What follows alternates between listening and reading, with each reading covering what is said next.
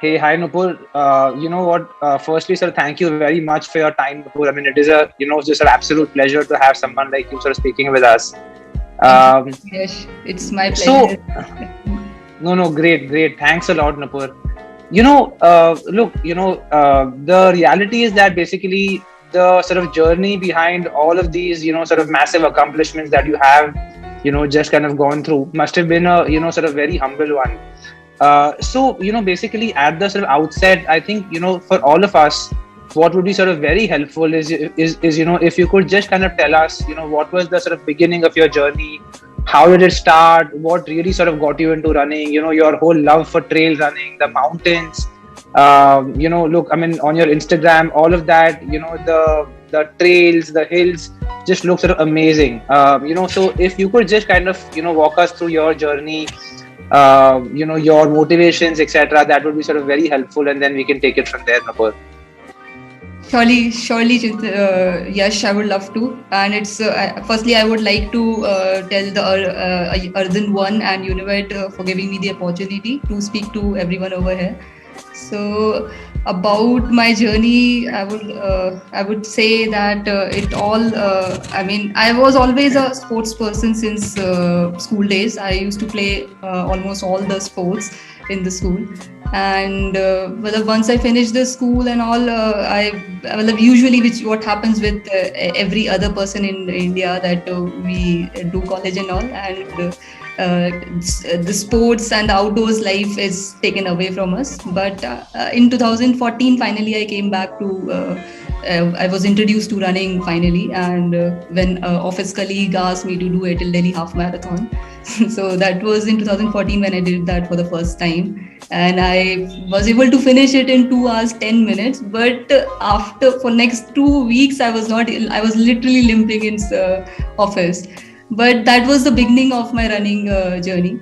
And 2014 was the year when I did a lot of outdoors activity. I did Manali to Leh cycling tour as well, and I did lots of treks in that time.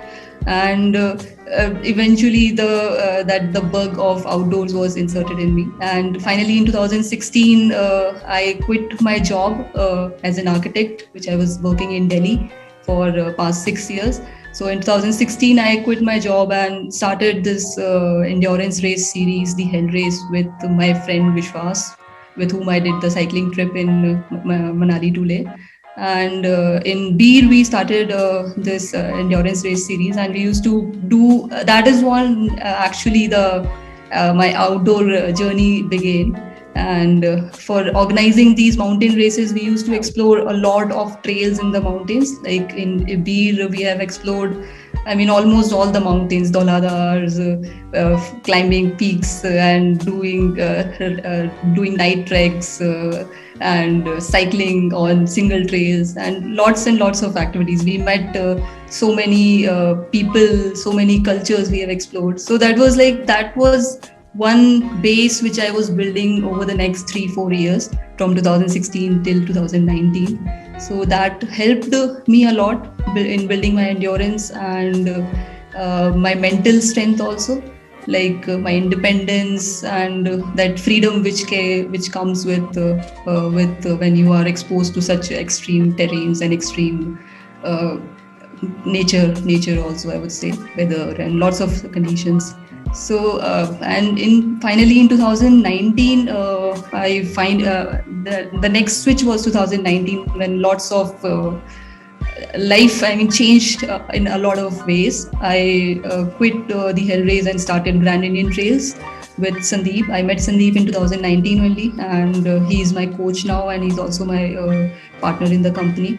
So with him, that was the year when I turned plant based also, and I started training for the races seriously on a serious training wise, following a proper schedule, following a proper diet and everything. So that is when in 2019 it started, and from there onwards I've been working out on a regular basis, taking parts in races, and that is the same thing.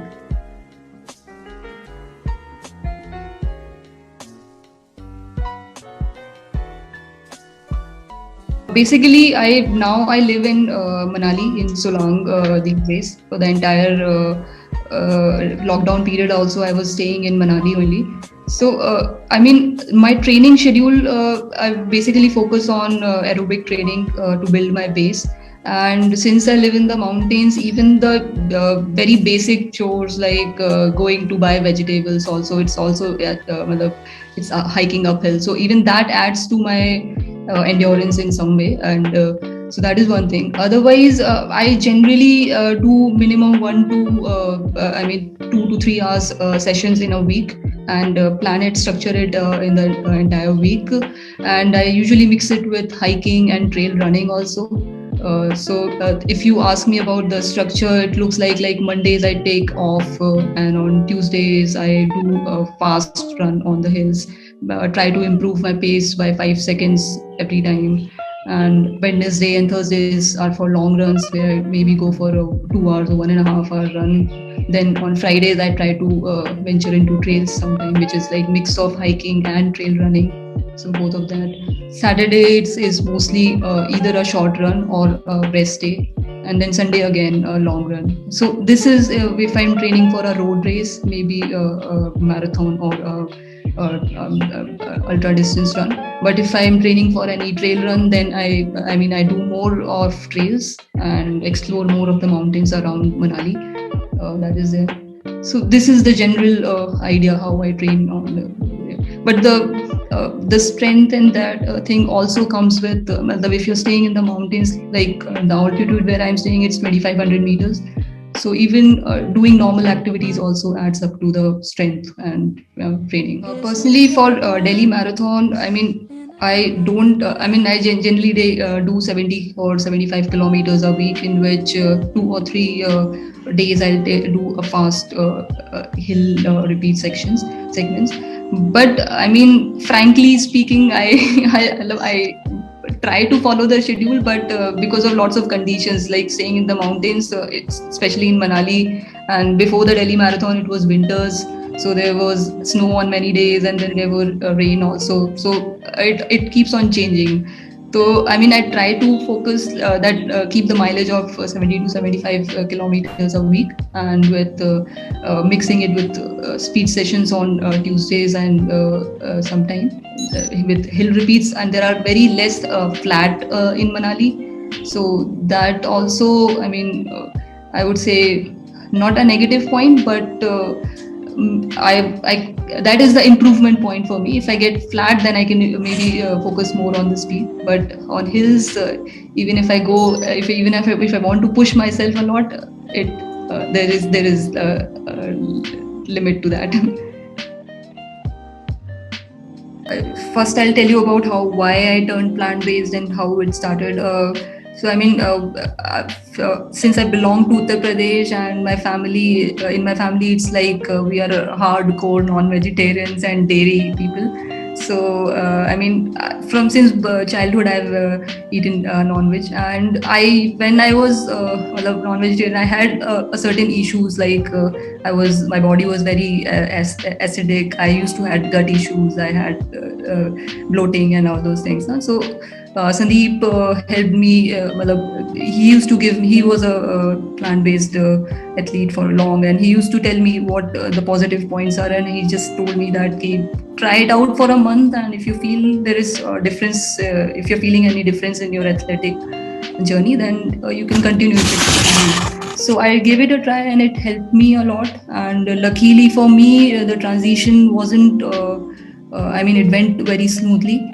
And since I stay in the mountains, I stay alone, I cook for myself, so that was also the key. I can prepare the food which I want to eat, and the things that I want to avoid. It was easier for me, that transition. And since the journey started, even my parents, my family supported in a very good way. That was also the plus point. And you asked about the recovery and all. In the recovery, I trained for only 2 or 3 sessions hard in a week. So and otherwise for recovery, I eat a lot during the day on regular intervals throughout the day. I eat a lot of vegetables throughout the day, and I Usually after the run, I take a hot water bath, which works for me. I don't know if it works for others, and it's cold also, so there's no alternative too. So that is there. And otherwise, I take the food. Also, it's like. I mean, the entire day and the breakfast also. I mean, the main focus is on a healthy, complete meals every day. The major change which I found in the beginning was that my gut improved a lot, and my endurance was much better. I was very lean. I lost all the unhealthy weight. And I felt fitter, and it helped. It improved my endurance a lot, and everything was. I mean, even on the performance basis, also it was all reflecting there. I mean, frankly speaking, when I went for the New Delhi Marathon, I had no number in my mind as such, and I wasn't certain about my pace also, because I was training in the hills.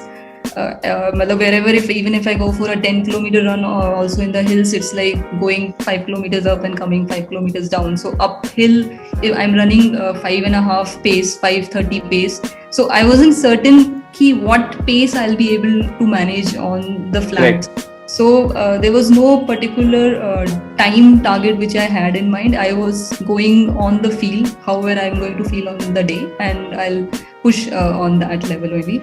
So before the run, I took all the nutrition which was necessary during pre-race and during the race and post, that was there.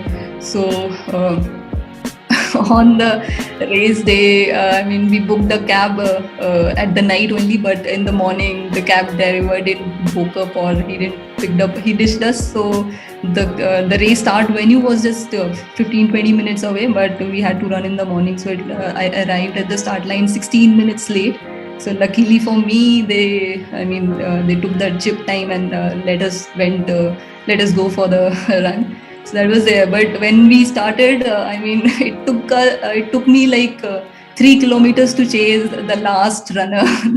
So I was able to cross the last runner after 3 kilometers. And then one by one, I started chasing everyone. But there was nobody. I had no idea what the target is going to be, who's leading, or even if I'm in the lead or not. So that was the thing. But throughout the race, I went with the feel. There was a pace which I had in mind that I'll have to.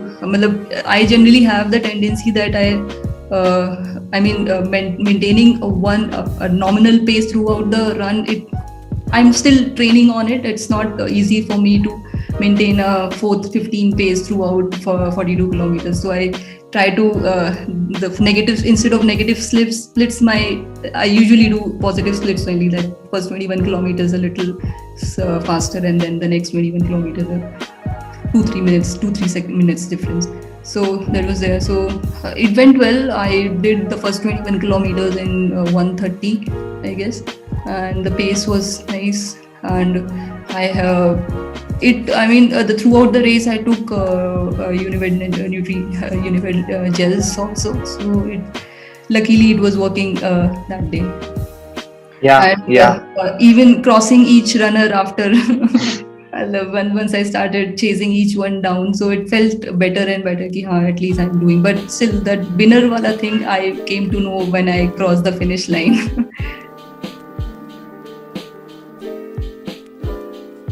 Obviously, I would target for a sub-3 marathon soon. I'll start training for that also, and the next race which I'm targeting, if it happens, is 100 kilometer. In June in Bangalore maybe. So that is there. But and I'll be training for that in the next 2 months basically. And I organize a lot of races also, so it gets very difficult to manage races also, and there's a lot of traveling involved, since the races that I organize, they are like one is in Maharashtra, one is in Himachal, one is in other places. So it takes, a lot of traveling also. So the training also I have to manage with traveling. So there are certain factors to that too. I'm in Beer right now, so I went for a run in Beer. It's beautiful over here. I mean, any day there. I mean, the weather is perfect, and even the mountains are perfect. Training for an ultra, I mean, it obviously, since 100 kilometers is a very long distance, so the mileage matters a lot. So the entire week, instead of 75 kilometers, 70 to 75 kilometers, I up it to 100 kilometers, 100 to 120 kilometers, and sometimes even more than that too. So even the schedule is set accordingly. Like Mondays are off, Tuesdays are a little speed work. The similar schedule, but the mileage and the timing is more that way. And in the 100 kilometer, it's also about your mental strength. So the longer time you spend on your feet, and that is how you train also, like for your endurance also, as well as your mental strength too. So that is there. And about your second question, my macros and vitamins and that thing, I don't don't focus much on macros as such, and I take in my diet whatever I take now. So that is like a typical Indian food meals which we take. So like in breakfast, I'll take a peanut butter sandwich, and if it's a hard run, if I've done a hard workout, then I'll do maybe I'll take Unived protein after the run. And like for lunch, I take generally lots of vegetables in the form of a mixed veg curry and dal, rajma, the Indian food which is rich in proteins and healthy carbs. So that is my normal diet. For macros, I take vitamin D3, Unived vitamin D3 supplement that I take. And since I stay in mountains, I usually, the water over here is river water only, and it's rich in B12 in my knowledge. So I generally don't take any supplement for that also. If I'm traveling, then I take vitamin B12 supplement. That is and I've taken my test, and the reports are all good. There's no issues with any other deficiency wise. So that is there. For Indian female runners, I would say they have lots and lots of responsibilities to tackle along with the their running goals. So I am lucky in that way because I'm an individual and I don't have responsibilities in comparison to what Indian females have to go through. But I would, my recommendation would be that they need to take out time for themselves and more time. For their personal health, mental health, and being outdoors helps a lot. Being closer to nature, it improves your health as well as your physical health and mental health both. So that would definitely be very. It gets hard in cities, but still, as much as you can get connect to nature, that is there. Get your health tests done regularly. That is also there. Upon improving speed and all. I would say that it's more of more training. Training is what makes you it's what improves you. So follow a schedule under a coach that helps. That is a very key factor too. And do workouts. There should be difference in type of workouts to speed sessions and slower days as well. So the coach, if you're training under a coach, then he can guide you pretty well what are needed to be done and not. Personally, I don't do much of strength training, and I'm not good at it too. But like hiking and all, and even walking, doing a little bit of like I was staying in the mount in Solang this time, and I tried doing rock climbing also, and climbing I tried it on. So even the smaller activities which I get to enjoy also, and it helps in my strength training also. So I mix up in that way. But there is no specific schedule which I follow for strength training, but I would recommend it's very much needed to improve upon.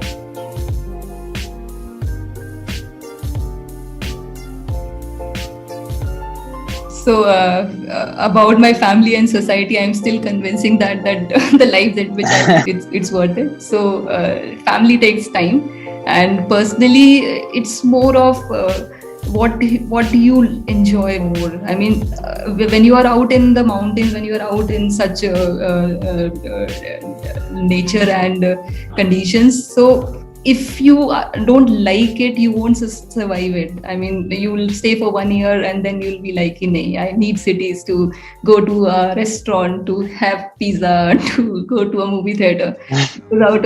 So you have to love it to be able to survive it, and that was the case with me. Well, I'm a small town girl, and I always, when I was a kid, the activities which we used to do was always outdoors. So the outdoors and nature I was always close to. So the transition went.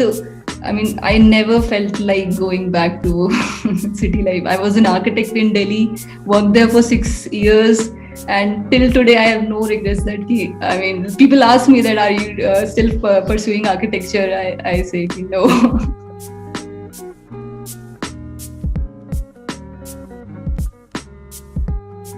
Records are very temporary, I would say. I mean, you just need one person to come up and break the record. So it's personal goals mainly, I would say. So obviously, I want to improve on my time. I want to test my own limits, how far I can go. So it's not about setting records. It's my personal record that I want to improve upon. So yes, a marathon also I want to do a sub 3, and even shorter time than that too. And even ultra distances also. Trail races is what I love the most.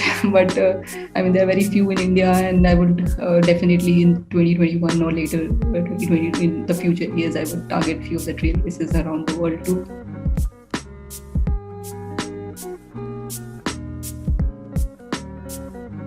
I usually take breakfast in the morning, and lunch around breakfast after the workout around 9:30, 9 or 9:30. I take breakfast, then lunch around 1.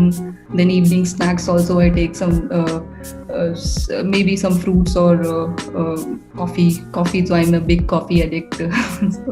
so that is it. And then dinner also I take mostly I take Indian food only, and I cook for myself. So the food involves in dry fruits, I mean almond, peanut, walnuts, peanut butter I take a lot. That is there. And in meals also, it's a multi-grain chapati I usually make with dal and mixed vegetables. Vegetables can be from whatever I get freshly from Manali. So that is there. Awesome. So look, sir, Kalpana has this, sort of one follow-up on basically, the things that you are saying. Basically, what do you eat before your morning workout or run? I most of the time I take just coffee. Okay. Sometimes. And so do you sort of run fasted for like most of your runs, or like do you take a banana or something? No, nothing. Before the run, I take nothing. I take the dinner is good enough for me for the runs. So I generally take nothing before the run. Understood. If I'm going on a long run, then I keep some maybe gels with me, or some dry fruits with me for the run.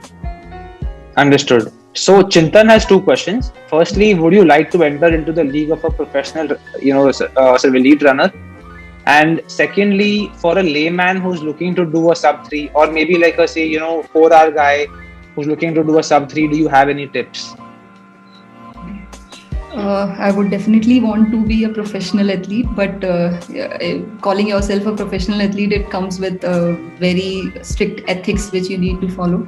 So, I am trying to be, but it will take, a lot of time, a lot of efforts from my side, mentally also and physically also, to be able to call myself a professional athlete.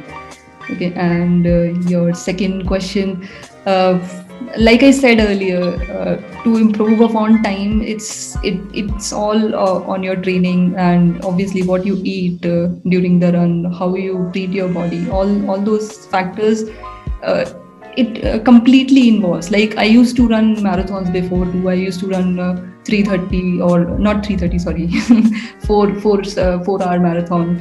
And once I switched to this plant-based diet, I changed my training regime also. So a lot of things changed. So everything inclusive helped me to reduce my time. So that I would say ki if you really want to improve your time, talk to your coach, get the proper nutritional instructions from them, and follow a proper training schedule. But mentally you need to prepare that if you want to improve, you need to make a change.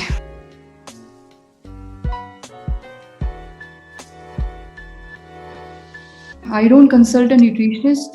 Sandeep is my coach. He guides me through the nutrition, and that is what I take. And otherwise, the normal Indian food that I take. But I don't follow any specific nutrition. Great. The next question is from Shajan, who asks, basically, since long distance running is not a financially rewarding sport, how do you manage the expenses? Running is an expensive sport, contrary to popular belief.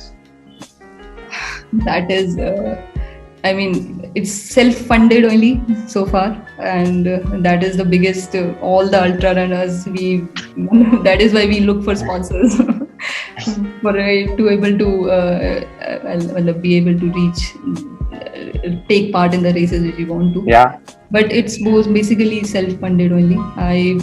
The plus point with me is that I get to organize races also. I get to meet a lot of people, so. That is also one thing, but yeah, it's mostly self-funded.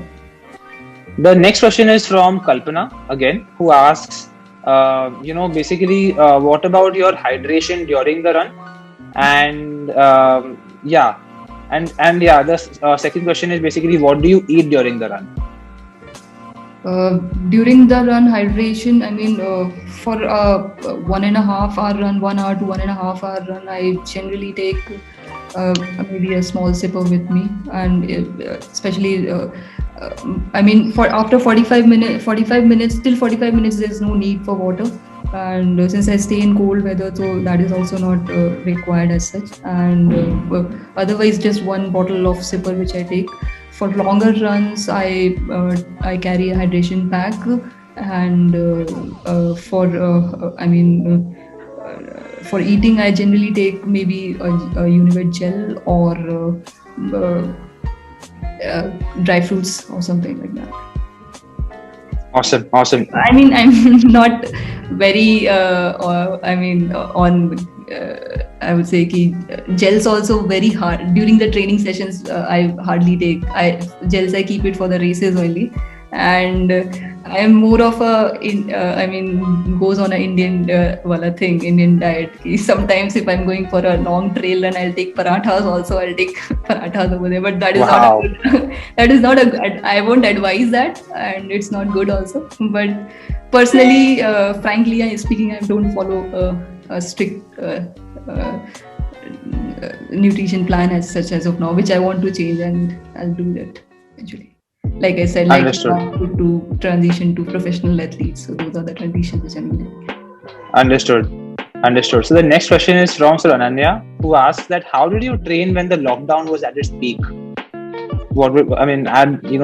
that point, what did you do? Yeah, so that was from March to April, I was in Uttar Pradesh at my hometown. So over there also the lockdown was completely there. So I had a small garden behind inside my house only over there. So there was a loop of around 130 meters. So I have taken lakhs around, 2 to 3 lakhs loop in that 130 meter ground. For April and May, I was training there only, round and round and round. So for April, May and June, I was in Uttar Pradesh. Lalitpur is my hometown. That's where I was training.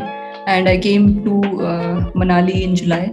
So that was the most beautiful time to see Manali that way. Na? Ki there is zero traffic and beautiful mountains. So for the next 3-6 months, I trained here only, and then this races finally started. Understood. So look, Nikhil has one very sort of interesting question that, considering India, how do you narrow down on a running coach, and what are the parameters that you would look into before deciding on a running coach? For me personally, running coach, I decided I met Sandeep through a race I organized, and I like the way he pushes athletes to do their better, and even the schedule which he was giving, it was working for me.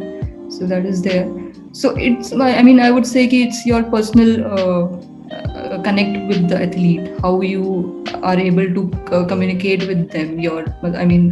If his training schedule is working for you or not, or so it's more of a personal connect. If a particular coach works for you, that is good enough. And that is what is the case with Sandeep, because I completely go on his word, what he says for nutrition and training as well. So it's the personal connect which you need to find in the trainer.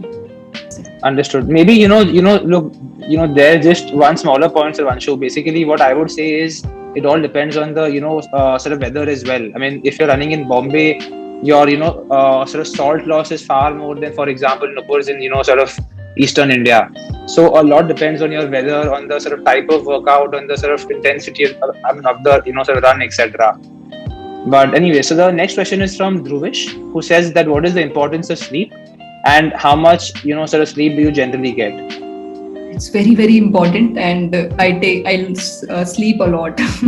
During the day also I sleep at least for an hour, and night also I take like 7-8 hours of sleep. I sleep. Awesome. Awesome. And that helps with my recovery also. That definitely helps in recovery a lot. Understood. No, awesome. Look, I think that sort of answers most of the questions from the audience.